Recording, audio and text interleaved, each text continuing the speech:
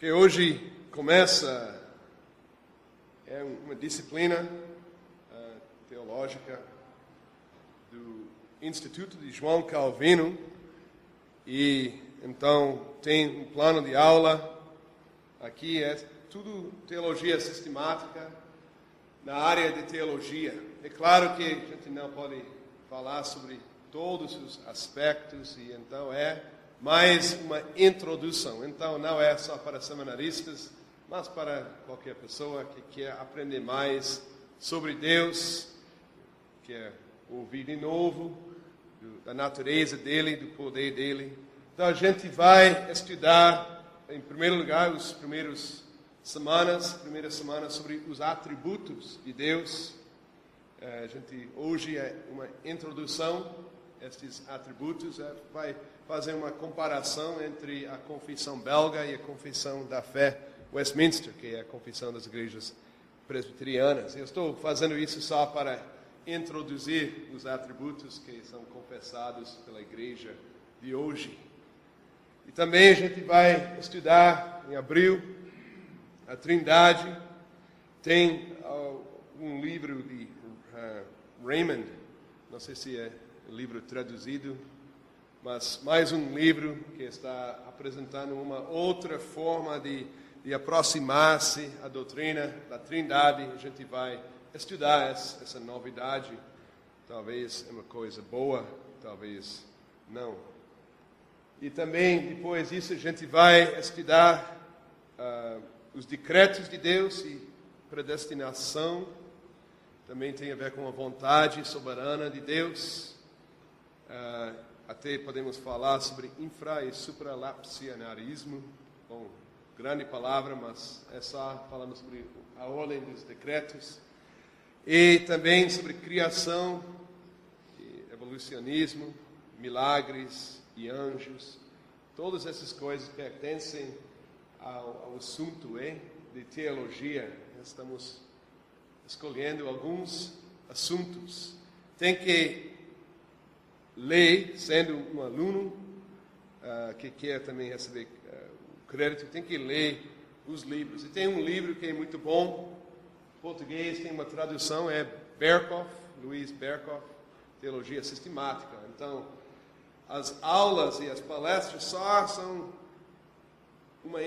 eles só podem ser uma introdução. Estou escolhendo alguns assuntos, talvez categoria, talvez imutabilidade de Deus, mas ninguém pode falar de todas essas coisas em 1h30, uma vez por semana, vai demorar muito. Então, já demora até junho, mas além disso, então, os seminaristas e outros que querem devem acompanhar por ler o livro de Berkhoff.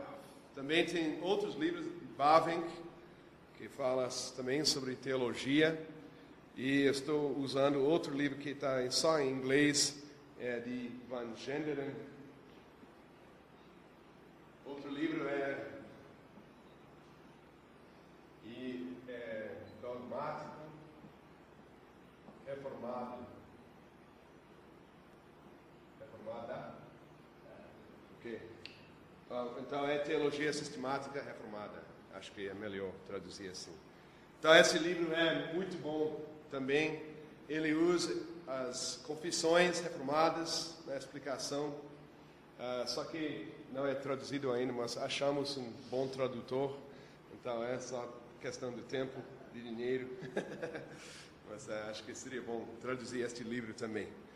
Então, tem essa ordem da leitura, e os que querem ou já inscreveram-se podem receber isso. Eu posso imprimir, você pode ter contigo. Vai ser no CTA, o Centro de Treinamento de Aldeia, nesses dias, acho que é sexta-feira de manhã. E vocês têm que ler essa passagem do livro, e de novo eu vou interagir com o conteúdo do livro, usando também o que meu professor me ensinou e outras coisas dos outros livros. Então, não é só repetindo o que você leu, é mais criticando e aumentando as coisas que você acabou de ler. Então, assim, temos essa forma de ensinar. Tem as confissões, é uma introdução, é só para mostrar o que está na fé reformada sobre esses assuntos. Os livros não temos de repetir o que já foi escrito, mas a gente pode conversar sobre estes assuntos. Isso é a ideia. Agora, a questão é quais os atributos. Em primeiro lugar, é melhor dizer o que é um atributo. Tem muito, você pode ler nos livros e a teologia sistemática, tem muito conversa sobre a palavra atributo. O que é atributo? Pessoas dizem, não, é melhor dizer perfeições, uma perfeição, que é, outros dizem manifestação da essência de Deus. Mas a ideia é que existe Deus, e agora a pergunta é, quem é Deus? O que pertence à nossa ideia de Deus, o que pertence à essência de Deus. E então não é muito fácil responder essa pergunta. Então, atributos ou perfeições são as coisas que pertencem a Deus, que podemos ver, podemos perceber. E então, tem que ler a Bíblia para aprender sobre as perfeições de Deus. E reconhecemos como esse Van Genderen e Velleman, eles dizem, se for necessário ser completo na enumeração e descrição de Deus para falar a verdade sobre Deus, seria melhor ficar calado. O ponto é que não podemos até chegar a ser perto de descrever Deus de forma exaustiva. Todas as escrituras dizem mesmo, podem ser comparados a um canto de louvor sobre Deus. Mas algumas passagens são mais claras do que outras. E você vai ver também nas confissões, eles estão voltando aos mesmos textos, muitas vezes, porque são mais claros. Salmo 145 que lemos é um salmo muito rico, e também a passagem de Êxodo 34, 6 até 7. Também uma passagem que fala muito. O Salmo 90 também. Lendo este salmo já tem quase uma confissão, um resumo dos atributos de Deus. Agora, quais os atributos de Deus? E achamos esta lista aqui na confissão belga. Não sei se é conhecido, a confissão belga vem de 1561, então é uma confissão da Grande Reforma e foi usado agora desde então até hoje. E também a confissão da fé de Westminster, também mais tarde, também tem uma lista dos atributos, e a gente pode ver essa lista. Aqui é a lista, eu vou ler porque o microfone está aqui. Todos nós cremos com o coração e confessamos com a boca que só existe um Deus, que é um ser espiritual e simples. Ele é eterno, incompreensível, invisível, imutável, infinito, onipotente, perfeitamente sábio, justo, bom e a fonte transbordante de todo bem. Tem outra lista que está aqui na Confissão de Westminster. Agora, eu só quero explicar alguma coisa. Aqui tem, isso é o primeiro artigo da confissão. Então, tem nesta confissão também a introdução à confissão, que é as mesmas palavras. Todos nós cremos com o coração e confessamos com a boca. Essa citação de Romanos 10, versículo 10, é a introdução à confissão inteira, não só esse artigo sobre Deus, mas sobre todas as coisas que são faladas sobre Deus nesta confissão. Esse Romanos 10, versículo 10, é uma passagem interessante. Naquela época, era uma época de muita perseguição. Então, o que foi mais fácil foi crendo com o coração. Porque na hora de falar, você seria perseguido. Agora, eu acho que o oposto é verdade. Hoje é muito mais fácil falar de boca, porque não, tanto faz, nada vai acontecer, sem crer no coração. Então, não é muito sacrifício dizer, bom, sou cristão, está tudo bem, evangélico, mas porque ninguém tem que pagar com o seu próprio sangue por esta afirmação. Então, o contexto é bem diferente, mas a verdade igual, e tem que ter as duas coisas, a confissão de boca e a crença, ou a convicção no coração. Agora tem a confissão de Westminster. Em verdade é capítulo 2, porque a ordem é um pouco diferente nesta confissão. Começa falando sobre a Bíblia, as Escrituras. E agora eu vou ler de novo. Há um só Deus, vivo e verdadeiro, o qual é infinito em seu ser e perdições. Ele é um Espírito puríssimo, invisível, sem corpo, membros ou paixões. Deve ser, hein? Isso realmente eu peguei do internet. Eu achei também, mas eu achei perfeições, até eu falei, mas eu peguei, só copiei e colei, exatamente. Mas eu pretendi verificar com aquele livro de Hodge, aqui, talvez tenha aqui mesmo. Interessante, porque perdições não tem muito sentido, não. Perfeições. Eu vou corrigir. Ok, eu vou começar de novo. Há um só Deus vivo e verdadeiro, o qual é infinito em seu ser e perfeições. Ele é um Espírito puríssimo, invisível, sem corpo, membros ou paixões. É imutável, imenso, eterno, incompreensível, onipotente, onisciente, santíssimo, completamente livre e absoluto, fazendo tudo para a sua própria glória e segundo o conselho da sua própria vontade, que é reta e imutável. É cheio de amor, é gracioso, misericordioso, longânimo, muito bondoso e verdadeiro remunerador dos que o buscam, e, contudo, justíssimo e terrível em seus juízos, pois odeia todo pecado, de modo algum terá por inocente o culpado. Continua, no segundo artigo, Deus tem em si mesmo, de si mesmo, toda a vida, glória, bondade e bem-aventurança. Ele é todo suficiente em si e para si, pois não precisa das criaturas que trouxe à existência, não deriva delas glória alguma, mas somente manifesta a sua glória nelas, por elas, para elas e sobre elas. Ele é a única origem de todo ser.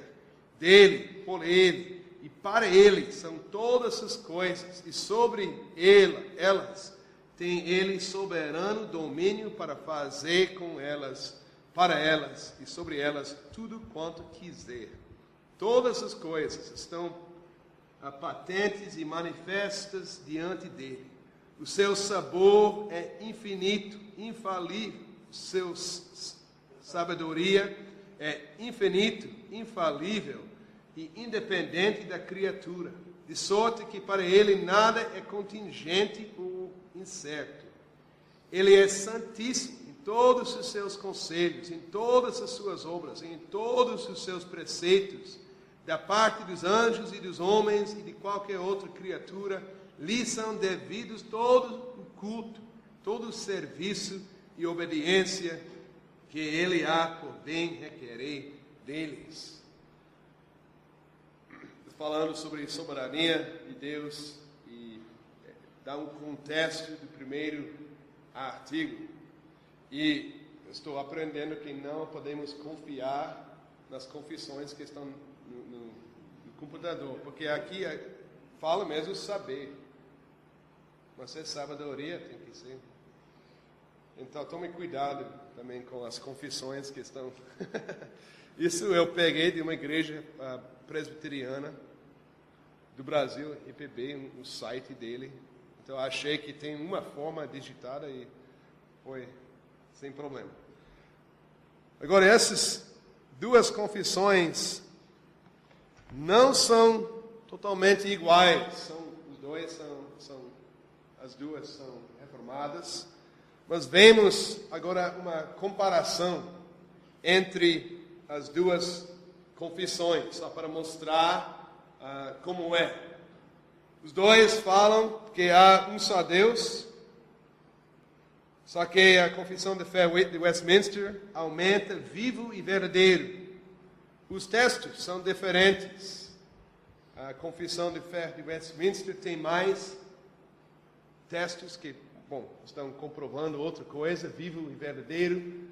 E essa passagem de Timóteo também é usada na confissão belga. Você pode ver as partes vermelhas são as diferenças, estou salientando. Também, agora há um só Deus que é vivo e verdadeiro. A confissão belga fala sobre Ele como infinito. Agora, um espírito puríssimo. A confissão belga também fala de um ser espiritual simples. A palavra simples não está na confissão da fé de Westminster. A palavra não é. A ideia é invisível, só que tem textos diferentes na confissão belga. E agora temos de lembrar que isso é mais ou menos 100 anos antes dessa. Então, talvez isso está melhorando, que já foi falado, mas isso pode explicar algumas diferenças. Agora tem simples e podemos dizer que eles tiraram a palavra simples. Tem também a palavra imutável, tem mais um texto. Imenso, está na confissão de Westminster, e eu botei aqui, veja, infinito, porque imenso é infinito quanto a respeito ao espaço. Está falando onipresente. Eterno, igual, só que tem um texto diferente. Incompreensível, tem textos diferentes. Onipotente, tem textos diferentes. Completamente sábio, tem o mesmo texto. Agora, a confissão belga não fala nesse primeiro artigo sobre a santidade de Deus, sobre a liberdade de Deus, o fato que Ele é absoluto. Também essas expressões que Ele está fazendo tudo para a sua própria glória, segundo o conselho da sua própria vontade, que é reta e imutável. Não tem essa descrição da obra dele no artigo da confissão belga. Cheio de amor, não tem essa palavra na confissão belga. Gracioso, misericordioso e longânimo não está no primeiro artigo da confissão belga. Muito bondoso, verdadeiro. Bom, a confissão belga diz bom. Mateus 19, usando o texto diferente. Perdoando iniquidade, transgressão e pecado. A confissão belga não fala dessas coisas nesse primeiro artigo. Remunerador dos que o buscam. Também a confissão belga não fala. E tem essa descrição maior da justiça de Deus, justíssimo, terrível em seus juízos, pois odeia todo o pecado. Então tem uma explicação mais prolongada, detalhada na confissão da fé Westminster. A confissão belga só diz justo. Eu acho que justo está incorporando as outras ideias. Agora, são os atributos e eu quero estudar só um pouquinho. Alguém tem alguma pergunta sobre isso? Ainda? Então, as diferenças, e queremos saber por que a confissão de fé de Westminster tem mais atributos na lista do que a confissão belga. E Então, CB é Confissão Belga, e CFW é Confissão de Fé, Westminster. Em primeiro lugar, a Confissão Belga usa uma palavra para conceito e a Confissão de Fé Westminster usa mais palavras. Por exemplo, a palavra infinito na Confissão Belga também tem a ver com imenso, tem a ver com eterno, tem sem limite, em vários aspectos. Também a palavra simples na Confissão Belga tem a ver com tem corpo, sem corpo, membros. A palavra amor, bom, inclui a palavra bom inclui amor, gracioso, misericordioso. Então tem só a mesma ideia, mas resumida. Também a Confissão Belga faz uma distinção entre a pessoa e a obra de Deus. E podemos ver na Confissão da Fé de Westminster que eles estão também descrevendo o que Deus fez. E não só falando sobre os atributos dele em si. Então, não devemos procurar o que eles não estão querendo dizer. Então, não é uma crítica, só uma diferença. A Confissão Belga só está querendo descrever os atributos, e nem todos. Então, vemos aqui esse fazendo tudo para a sua própria glória, perdoando a iniquidade. Está falando sobre os atos de Deus, que a Confissão Belga fala, mesma coisa, só num lugar diferente. Também a Confissão Belga não dá uma lista exaustiva dos atributos de Deus. E eu quero explicar um pouco sobre isso, porque na sua carta de reclamação, no data dia 15 de novembro, 15 de novembro,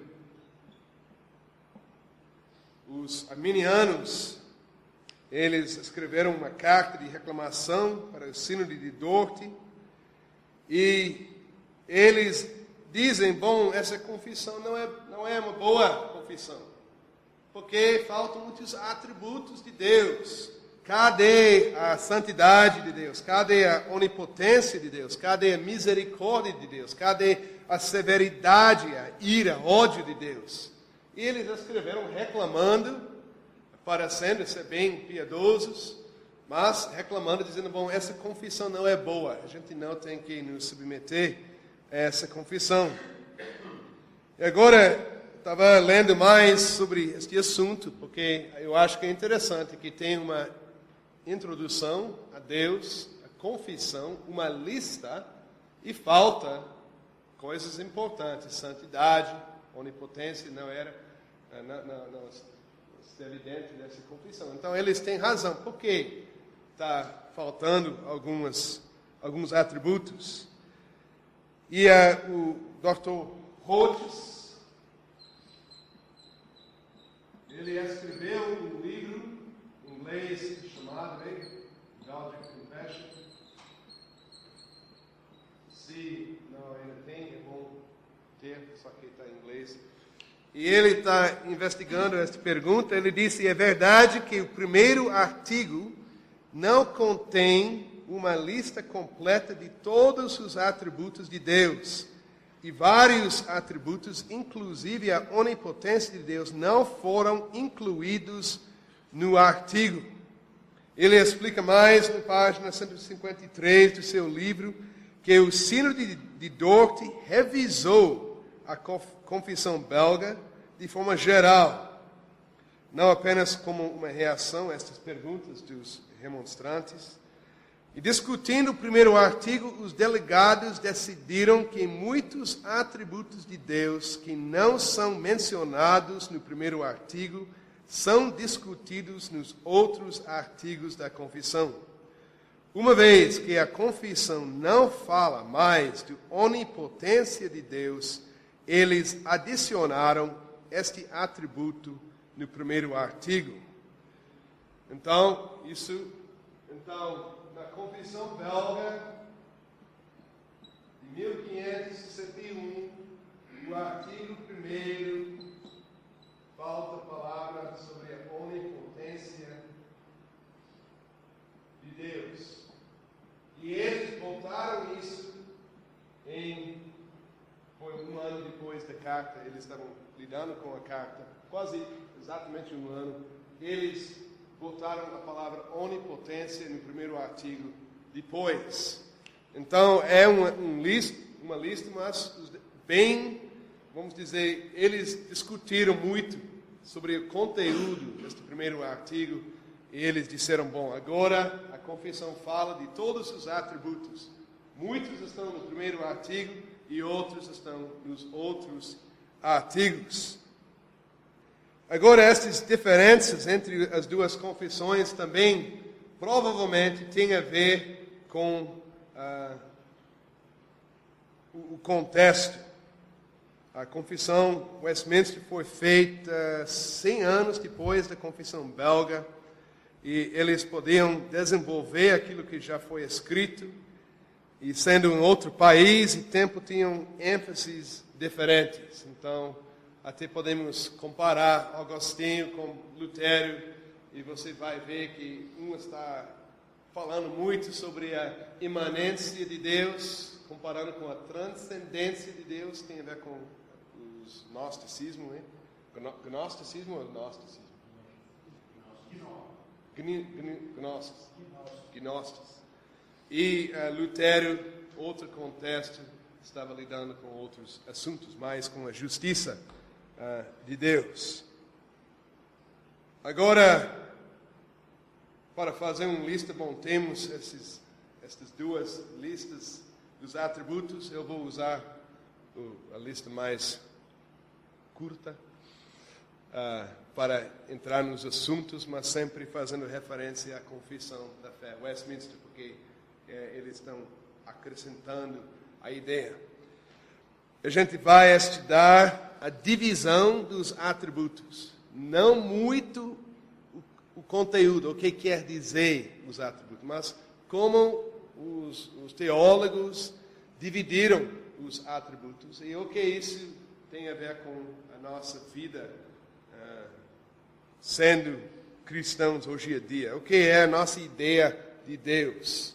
A nossa ideia de Deus é mais do que só repetindo essas listas, mas entendendo o que está por trás da lista, o que é a atitude do coração da pessoa que está falando de Deus e como eles dividem os atributos já mostra muito o que está no coração. Então, os reformados têm uma forma de dividir os atributos que é diferente do que os luteranos e os romanistas. Então, tem a ver com o nosso entendimento de Deus. Então, uma pergunta, uma questão fundamental. Os livros de teologia sistemática também, como é bom, interessante ver como eles se organizam, e eles começam a falar sobre os atributos de forma diferente. É interessante ver como eles escolheram os assuntos, quais os atributos importantes. Então tem um livro de Berkhoff, ele começa a falar sobre a existência autônoma de Deus. Outro livro que fala sobre os atributos, o livro de Clarence Bauman, que ele estava aqui, então por isso eu estou olhando a ele também. Ele começa por falar sobre a santidade de Deus. O livro de Van Genderen e Velleman começa por falar sobre o amor santo de Deus. E todos estes estão fazendo isso para definir a palavra Deus. Pense na sua resposta. Como definiria a palavra Deus? O que significa a palavra Deus? O que significa? Todo mundo está falando sobre Deus, Deus, Deus. Meu Deus, tudo. Até sem pensar, mas como é que podemos definir? O que é a palavra Deus? O que quer dizer a palavra Deus?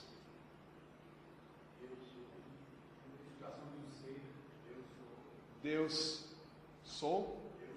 Ou eu sou? Ok, eu sou, sim. A identificação de um ser. Um ser. Ok? Então é um ser que existe, eu sou. Isso é Deus. Então, um ser que existe. Com todos os atributos. Ok? Com todos os atributos. Então, eu achei a pergunta interessante, porque Eu acho que não pode assim, ser definido. Eu acho que ele pode ser conceituado. A gente tem algumas ideias de acordo com seus atributos, conforme é revelado na Escritura. Mas definir seria compreender o incompreensível. Eu defino Deus. Deus é isso aqui. Dessa maneira, a sua definição, no sentido assim, exaustivo. Acho que quando se pergunta quem é Deus, fico modo existente, como o doutor falou, o ser. Mas cada um vai dizendo, mas nunca vai dizer assim, quem é Deus, a não ser profissões. Sim. Tem vários atributos. Acho que é mais somatório. eu também achei muito difícil, então eu fui para o dicionário. E os autores do dicionário, eles não concordam com você. Eles acham que é possível definir. Só que o artigo é assim, porque não é tão fácil. E eles dizem, geralmente, a palavra Deus significa um poder, o ser, que está acima do homem e que o homem reconhece. O dicionário diz que as características deste ser dependem da religião do homem. Então, eu acho que, bom, isso ajuda. Mas a definição seria diferente para cada pessoa. Então, temos que entender que qualquer definição que seja diferente do que aquilo que é revelado na Bíblia não é uma definição de Deus. Primeira coisa que falamos, só existe um Deus.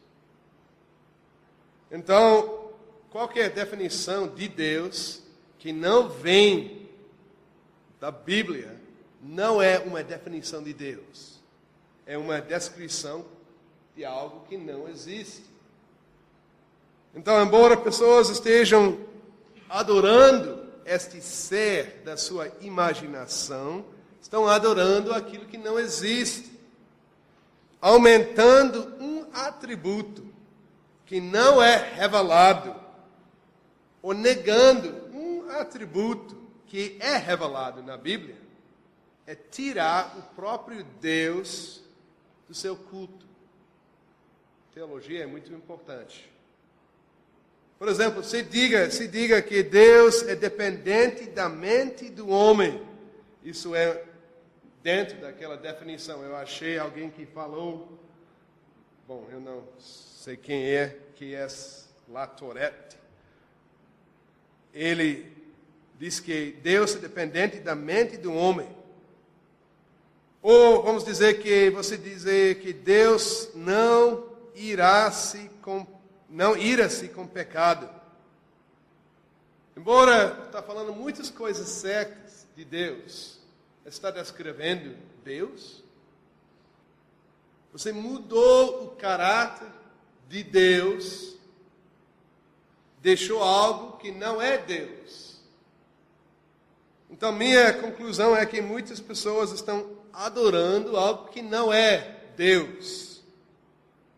E assim, estão adorando algo que não existe. E só pensando na definição de Deus, reconhecemos que temos de ter a Bíblia na mão quando estamos estudando Deus. Teologia sem a Bíblia não é teologia, é o estudo de algo que não existe. 1 Coríntios 10, 19 até 20, lemos que digo, pois, que o sacrificado ao ídolo é alguma coisa, porque o próprio ídolo tem algum valor. Antes, digo que as coisas que eles sacrificam a demônios que as sacrificam e não a Deus. E eu não quero que vos torneis associados aos demônios. Então, existe um Deus só. Então, existe só uma revelação que podemos usar para entender Deus, que é a revelação deste Deus mesmo. E o homem que entende que Deus se revela na Bíblia vai basear a sua definição completamente nas palavras de Deus mesmo. Não dá para conhecer Deus fora da revelação dele. Ninguém pode. Então, a questão de teologia é interessante, né? Se Deus existe e o homem está aqui na terra. Bom, Deus também está onipresente, outro atributo. Mas o homem não pode chegar a Deus pela sua imaginação própria. E vemos isso, até os que se chamam cristãos estão imaginando coisas que não são Deus. Eles estão adorando figuras da sua imaginação.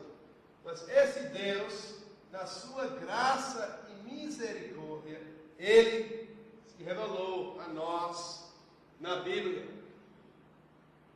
E podemos, em verdade, reconhecer que Deus é maior do que isso. E então, por isso, dizemos que não podemos compreender a Deus, mas podemos conhecer a Deus por meio da Bíblia. Mas a nossa definição de Deus, então, vem da Bíblia. E podemos dizer, bom, podemos começar, Ele é um ser que está acima de nós, mas isso é todas as coisas que vêm da Bíblia, só da Bíblia. E até o dicionário está querendo imaginar Deus. Eu acho que todo homem tem uma noção que existe um poder que é maior, um ser dos céus que deve ser adorado. Até em todos os países no mundo tem alguma religião. A ideia existe na mente do homem, mas o homem não pode conhecer Deus se Deus não se revela. Então, eu acho que esse ponto de partida de Berkhoff, ele fala sobre a existência autônoma de Deus, não é a melhor forma de aproximar-se à definição de Deus. Ele está começando com uma ideia da filosofia. E aí ele até fala isso. Bom, eu sei que falar sobre um absoluto é uma ideia de filosofia. E depois ele explica várias interpretações desta ideia filosófica. E ele diz, bom, eu não quero fazer nenhum desses, mas minha ideia é só da Bíblia. Então é um ponto de partida qualificado, com muita explicação. Falar como Bauman fala que Deus, como ponto de partida que fala sobre a santidade de Deus, está dizendo, bom, Deus é completamente diferente do que o homem. Isso é um bom ponto de partida, porque está dizendo do início que Deus é diferente do que o homem. Não podemos imaginar uma ligação entre Deus e o homem. Mas eu acho que, de novo, que o livro de Van Genderen é até melhor, porque eles falam, primeira coisa, sobre o santo amor. Amor santo, o santo amor, tanto faz. O santo amor. E eles dizem, Deus é santo amor.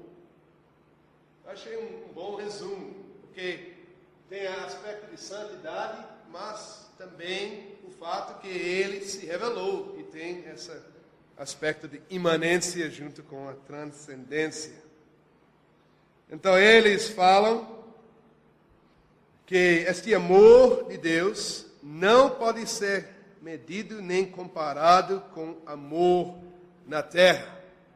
Então a ideia não é, vamos imaginar, vamos definir amor. O que é amor? Então você tem uma ideia, você tem outra. E Deus é até maior do que isso. Ele tem mais do que isso. É o oposto. Entendemos a palavra amor pela revelação de Deus na Bíblia. Deus é amor, a Bíblia diz. Então, se queremos entender amor, temos que ver Deus em primeiro lugar. Então, ele não pode ser comparado com o amor do homem, porque o amor dele é soberano. Quer dizer, baseia-se completamente em si mesmo. Ele não precisa do homem. O amor dele não precisa do homem. O amor, Deus é amor. E também, ao mesmo tempo, é amor soberano, sim, mas também misericordioso, gracioso. Ele mostra esse amor aos que não merecem. Ele não precisava mostrar este amor, porque é amor soberano, mas é amor também misericordioso, e vemos isso quando ele fala com o homem. E esse aspecto de santidade, amor e santidade são juntos. Amor e santidade em Deus são juntos. Entendendo isso, só pensando nisso, dirigindo para a sua casa, pense nisso. O amor e a santidade de Deus são juntos. E o que significa santidade? Que Deus é diferente do que o homem, que Deus não pode tolerar pecado. Então, estou dizendo que a ira de Deus e o amor de Deus são juntos. Santo amor. Não podemos dividir ira e amor. E em terceiro lugar, essa divisão é só uma divisão comum entre teólogos e desde a Reforma. Ele dirige todas as coisas para a sua própria glória, não dando a sua glória a ninguém. Então, os três aspectos da santidade de Deus: ele é diferente, ele não pode tolerar pecado, ele faz tudo para a sua própria glória. Por isso, ele falou com Moisés, com aquela rocha: ninguém pode tirar glória de mim. Ele é santo, santidade de Deus. Ok, então isso como uma introdução à natureza de Deus. E agora segue a lista dos atributos. Então, só existe um Deus. Já falamos um pouco sobre isso, mas o texto que é sempre usado em Deuteronômio 6, versículo 4. Ouve, Israel, o Senhor nosso Deus é o único Senhor. Talvez tem outras traduções aqui que tem talvez as palavras numa ordem diferente, porque o hebraico não é tão bom. Melhor dizer, o hebraico dá outras opções na tradução. Mas ouve, Israel, o Senhor nosso Deus é o único Senhor.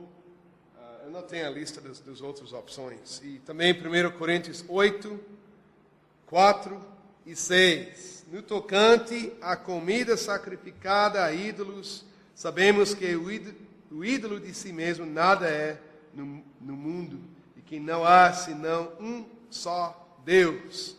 Todavia, para nós há um só Deus, o Pai, de quem são todas as coisas e para quem existimos, e um só Senhor, Jesus Cristo, pelo qual são todas as coisas, e nós também por Ele.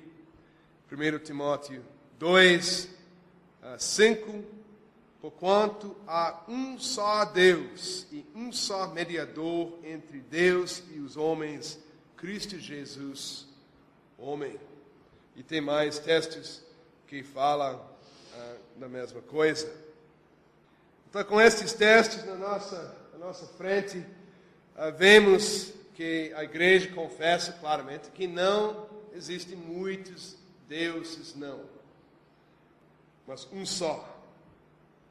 E isso é importante lembrar quando você, talvez um dia estiver viajando, você está encontrando-se com outras religiões. Você vai se encontrar com pessoas piedosas, pessoas dedicadas à sua religião.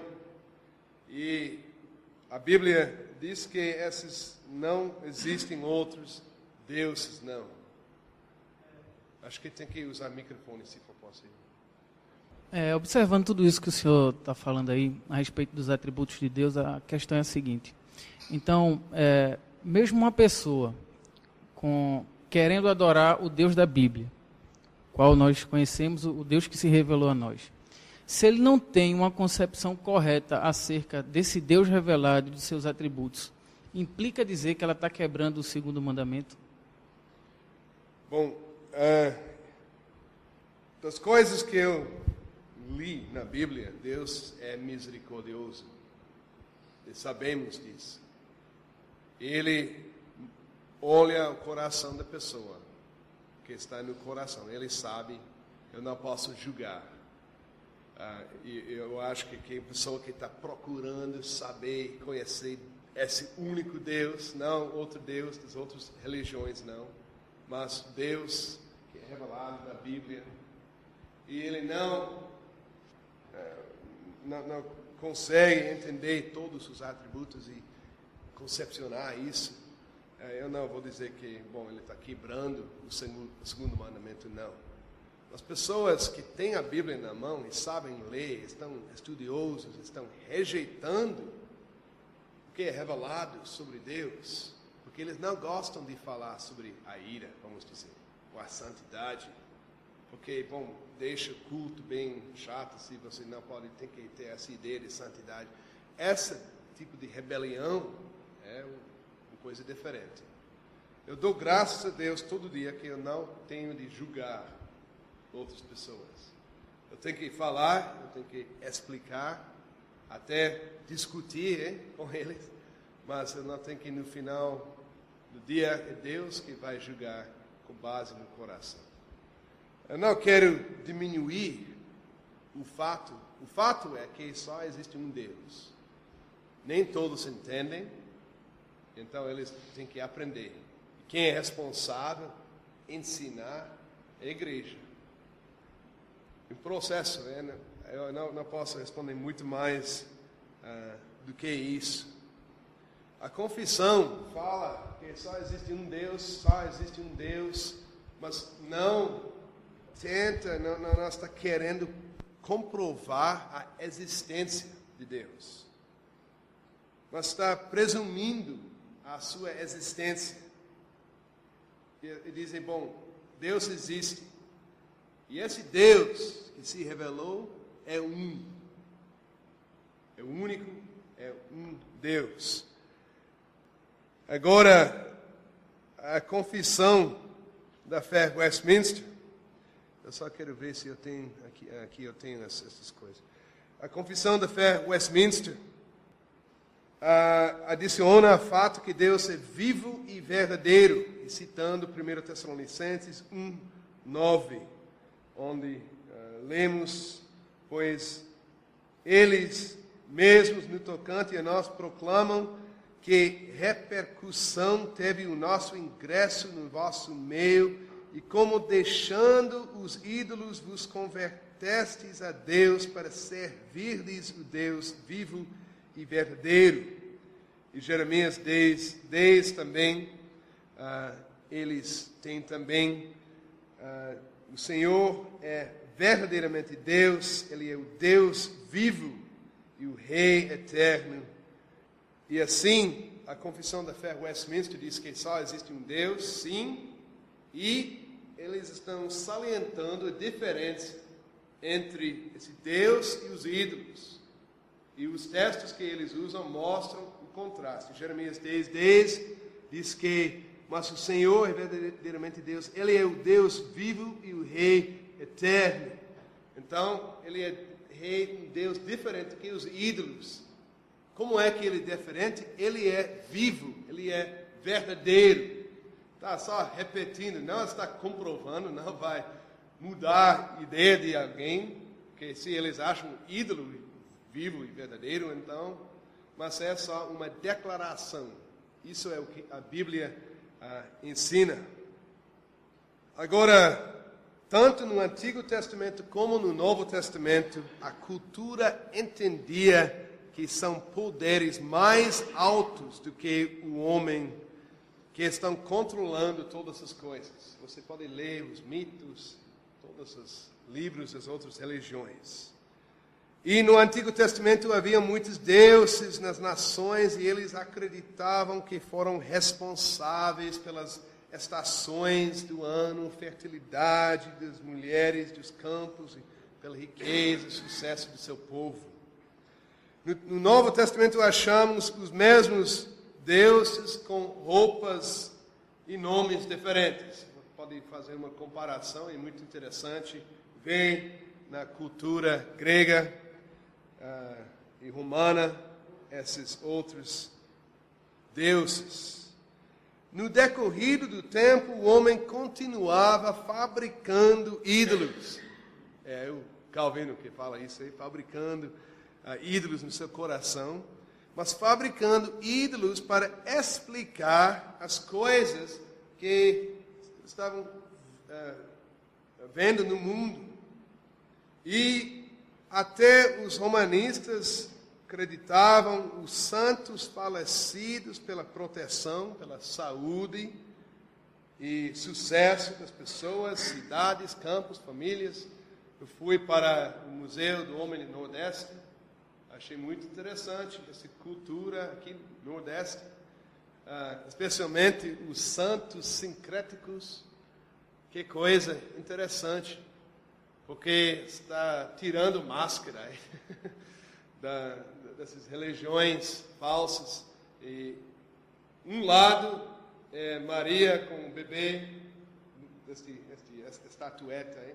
Do outro lado é o espírito de África. E as pessoas aqui no Nordeste estavam falando de Maria, mas pensando nessa outra entidade, hein, que eles estavam adorando.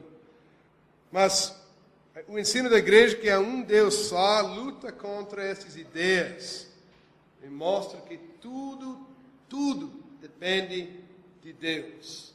Isso tem a ver com a soberania de Deus. Tudo depende de Deus. E como a Confissão de Fé Westminster falou várias vezes naquele segundo parágrafo do capítulo 2, está dizendo que Deus está acima de todas as coisas e para todas as coisas, e explicando várias vezes, 3 vezes, essa ideia.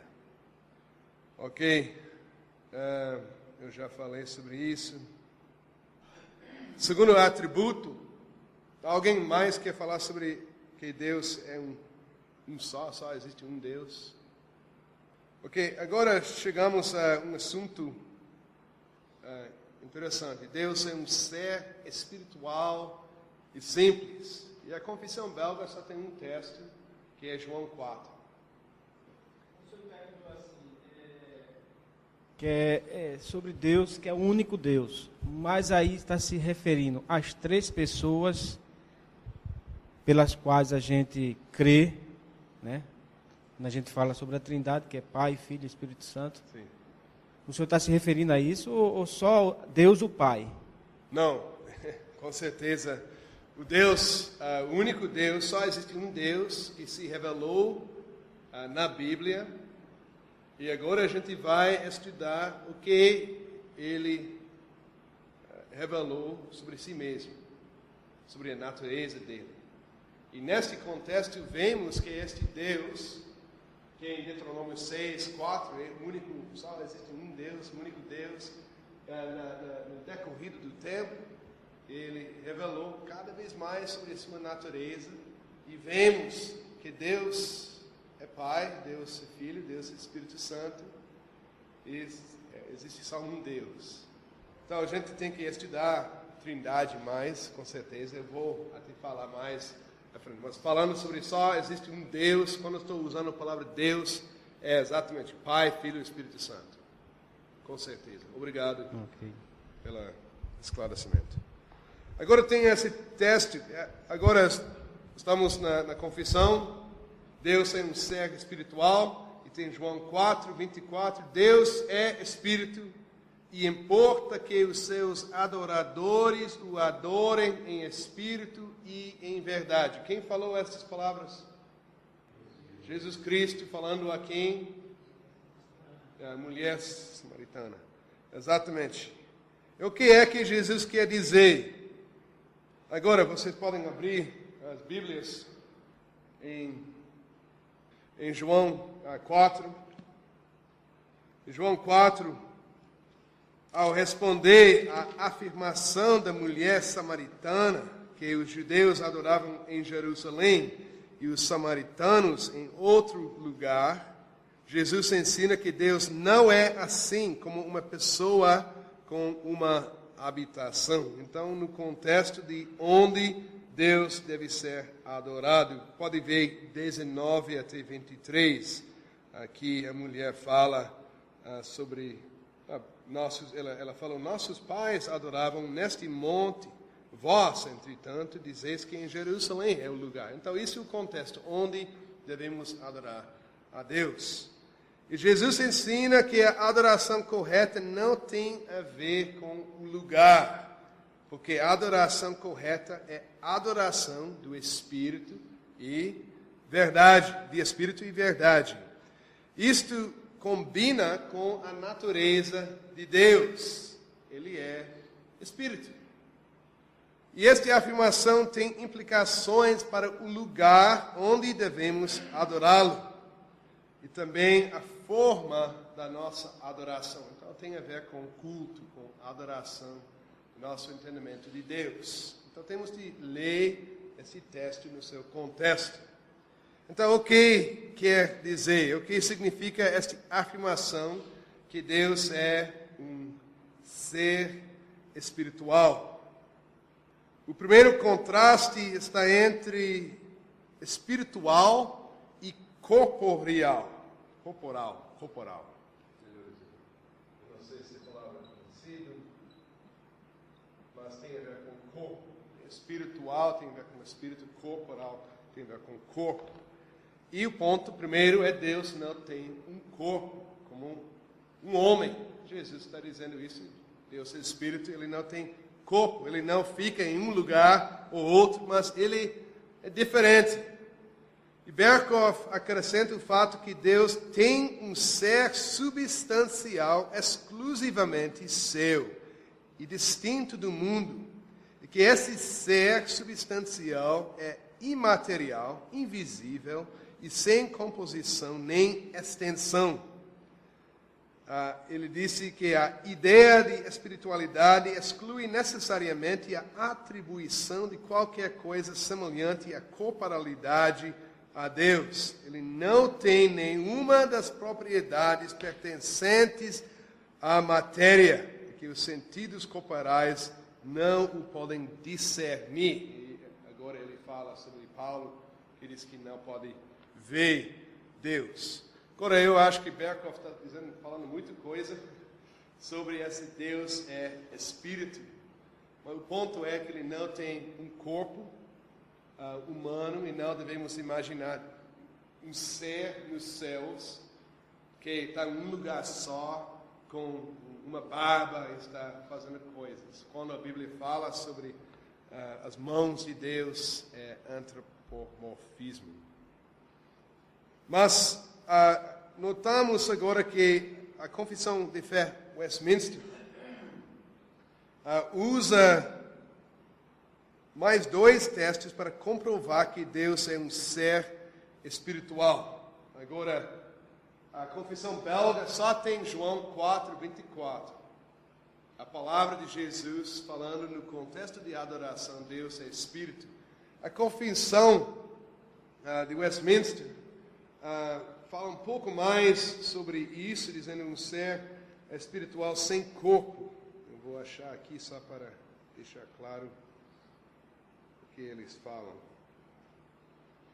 Ele é um espírito puríssimo, invisível, sem corpo, membros ou paixões. está falando ainda sobre essa ideia de Deus, um ser espiritual. Agora vamos abrir a Bíblia para Deuteronômio 4, 15 até 16. Deuteronômio 4, 15 até 16. Diz: guardai, pois, cuidadosamente a vossa alma, pois aparência nenhuma vistes, no dia em que o Senhor vosso Deus vos falou em Horebe, no meio do fogo, para que não vos corrompais e vos façais alguma imagem esculpida na forma de ídolo, semelhança de homem ou de mulher. Ok? Essa passagem. Claro, o contexto. Deuteronômio 4. Moisés está exortando o povo a obedecer os mandamentos de Deus para que o povo possa entrar na terra prometida. Isso é Deuteronômio 4, 1 até 6. E neste contexto, Moisés chama a atenção à diferença entre as religiões das outras nações e a adoração de Deus. De novo, Moisés também está falando sobre a adoração de Deus. No versículo 6, Moisés diz que vão reconhecer que a nação de Israel é grande e sábia. Em versículo 7 fala como Deus está com o seu povo. Ele diz, pois que grande nação há que tenha deuses tão chegados assim como o Senhor, nosso Deus, todas as vezes que o invocamos. Então, versículo 9, Moisés adverte o povo a lembrar-se das coisas que os seus olhos têm visto. E o que foi?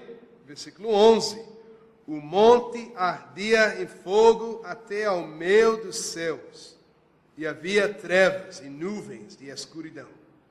Então Moisés enfatiza a voz das palavras ouvistes, versículo 12. Porém, além da voz, não vistes aparência nenhuma. E um pouco mais em frente, aqueles versículos 15 e 16 repetem isso. E por que Moisés repetiu isso? Versículo 12, versículo 15 e 16. Ele está se repetindo. Por quê? É porque todas as nações tinham representantes dos seus deuses na terra, chamando essas figuras ídolos, ok? Ídolos.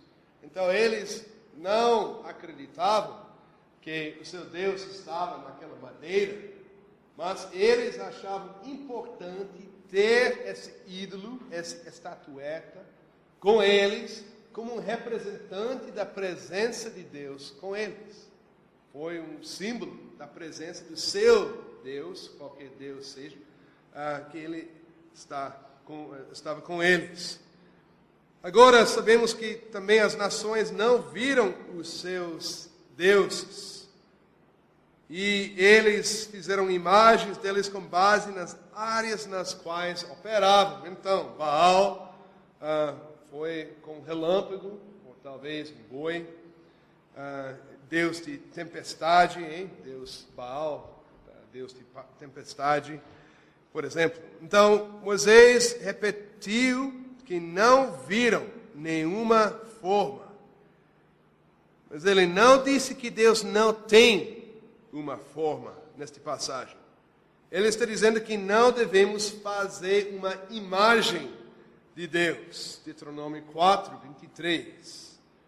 Então, ele está dizendo, a nossa comunicação com Deus deve acontecer por meio de oração. Deuteronômio 4, versículo 7. Então, no contexto, está vendo?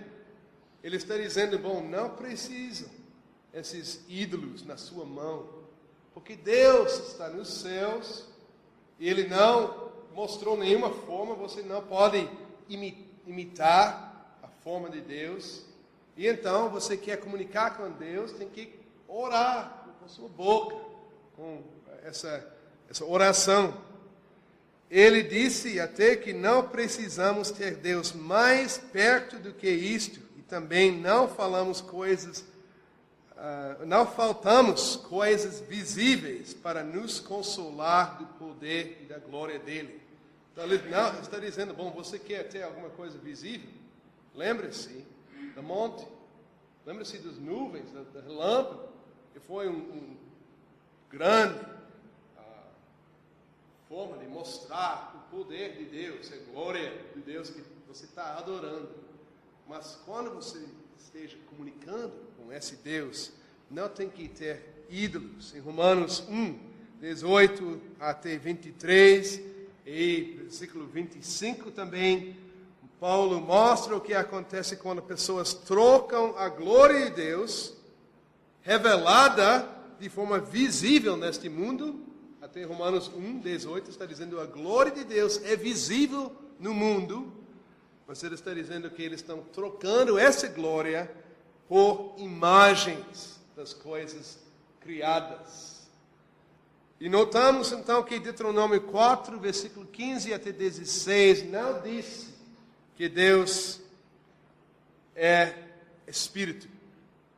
Mas este texto mostra que o povo não viu uma forma e que Deus não quer que o povo dele fizesse imagens dele para comunicar com ele e o manipular, assim como as outras nações. Pessoas fazem isso com oração, eles estão querendo fazer isso com oração hoje em dia, mas naquela dia eles até podiam manipular o seu Deus pelo tratamento deste representante. Moisés disse não, Deuteronômio 4 disse não, porque ele não é assim como os outros deuses. Mas Deus entende a fraqueza do homem, e por isso ele revelou-se na glória do monte que ardia, não com uma forma. Então, este texto, Deuteronômio 4, não comprova que Deus é um ser espiritual, nem que ele é invisível, mas pode ser usado com outras provas textuais. Então, fica João 4, 24, para comprovar que Deus é um ser espiritual. Ok? Ele não se manifestou de nenhuma forma, mas o texto não diz que Deus não tem. Claro que ele não tem, porque João 4. Então, ao lado de João 4, entendemos Deuteronômio 4. Ok? Sim? Estou tentando entender esse final. Bom, o texto de João está afirmando que ele é um ser espiritual sem mostrar como isso pode ser identificado. Então, no caso da Confissão de Westminster, está mostrando que isso pode ser identificado em textos, por exemplo, de Deuteronômio. Não se pode ser afirmado a partir dali, mas como uma analogia com o texto de João, podemos entender o ser espiritual ali na passagem de Deuteronômio. Se tivéssemos que partir, partiríamos de João. Se a gente não tinha um texto de João 4, versículo 24, a gente não pode afirmar que Deus é Espírito em si. Só poderíamos afirmar que Deus nunca revelou uma forma. Okay? Então é um texto que está ao lado, que ajuda. E agora, então, sabemos que Deus é Espírito por causa de João 4, 24. Não só por causa de Deuteronômio 4, é mais revelação de Jesus Cristo para nos ajudar. Mas, comparando os dois textos, é claro que Jesus está até, vamos dizer, acrescentando, porque ele também está falando sobre a forma de adorar a Deus. E então podemos até falar mais, dizendo, bom, agora veja, oração, Deuteronômio 4, está dizendo que devemos adorar a Deus comunicar com Deus pela adoração e não com imagens. Então os dois são ligados e eu só quero dizer que comprovando essa doutrina tem que ter mais do que só um texto. Agora, segundo texto, se eu puder continuar, ou tem outra pergunta aí? Ok. Ok. Vamos ver outro texto que está na Confissão Belga, é Lucas 24, 39. Então, a afirmação que Deus é sem corpo, porque sem corpo. Então, estou dizendo, bom, é bom, podemos falar isso, porque Jesus falou em João 4, 24. Aqui, não podemos afirmar com base nesse texto só, que Deus está sem corpo, que não fala isso. Mas vemos isso em João 4:24. E junto, então, entendemos que Deus estava dizendo isso aqui, só que precisávamos de mais revelação. E os judeus entenderam claramente que Deus não tem corpo. Agora veja Lucas 24:39. Lucas 24:39. Agora isso é outro texto que está na Confissão da Fé Westminster, que está comprovando que Deus está sem corpo. Agora, o texto disse: vede as minhas mãos e os meus pés, que sou eu mesmo. Apalpai-me e verificai, porque um espírito não tem carne, nem ossos, como vedes que eu tenho. Agora o contexto, depois que Jesus tinha falado com os dois homens no caminho de Emaús, os mesmos foram para Jerusalém, onde acharam, lemos no versículo 33, reunidos os 11 e outros com eles. Enquanto falavam da conta dos homens de Emaús, Jesus apareceu no meio deles. 24:36. Jesus apareceu no meio deles. E lemos, surpresos e atemorizados, acreditavam estarem vendo um espírito. E daí Jesus confortou os discípulos por mostrar a eles que não é um espírito, mas ele tem carne e ossos. Agora, na época do Novo Testamento, pessoas acreditavam que um espírito é uma entidade que pode manifestar-se aos homens, que não tem carne, eles não têm carne, essa entidade não tem carne e ossos, e pode fazer coisas que o corpo do homem não pode. Por exemplo, esse espírito, esse fantasma, também pode ler outra tradução, podia andar no mar. Então, Marcos 6:49, porque eles falaram, quando vendo Jesus andando, um espírito, um fantasma, que está na água. Então, eles entendiam, eles achavam que existiam essas entidades, até os discípulos de Jesus. E as duas vezes que Cristo foi considerado um espírito pelos discípulos, os discípulos viram uma forma. Eles estavam vendo alguma coisa, estavam vendo uma forma, eles diziam, um espírito. E Lucas 24:39 é uma afirmação de Jesus Cristo que ele não é um espírito, mas que tem carne e osso.